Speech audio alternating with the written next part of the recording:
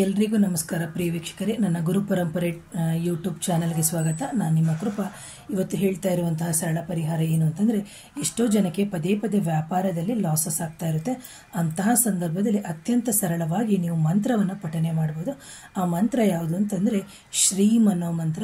ಈ ಶ್ರೀಂ ಅನ್ನೋ ಮಂತ್ರ ಬಂದು ಲಕ್ಷ್ಮೀ ದೇವಿಗೆ ಸಂಬಂಧಪಟ್ಟಿರುವಂಥದ್ದು.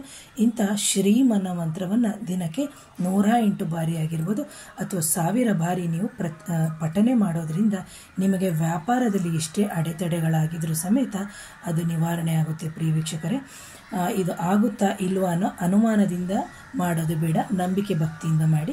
ಯಾರಾದರೂ ನನ್ನ ಚಾನಲ್ನ ಮೊದಲನೇ ಬಾರಿಗೆ ನೋಡ್ತಾ ಇದ್ದರೆ ದಯವಿಟ್ಟು ಚಾನಲ್ನ ಸಬ್ಸ್ಕ್ರೈಬ್ ಮಾಡಿ, ಲೈಕ್ ಮಾಡಿ, ಶೇರ್ ಮಾಡಿ. ಹಾಗೆ ಈ ವಿಡಿಯೋ ನಿಮಗೆ ಉಪಯೋಗ ಆಗದೇ ಇರ್ಬೋದು, ಇನ್ನು ಹಲವಾರು ಜನಕ್ಕೆ ಉಪಯೋಗ ಆಗುತ್ತೆ. ಅಂತಹ ಸಂದರ್ಭದಲ್ಲಿ ಈ ಸರಳವಾಗಿರುವಂಥ ವಿಡಿಯೋವನ್ನು ಇನ್ನೊಬ್ಬರಿಗೆ ಶೇರ್ ಮಾಡಿ ಅಂತ ಹೇಳ್ತೀನಿ.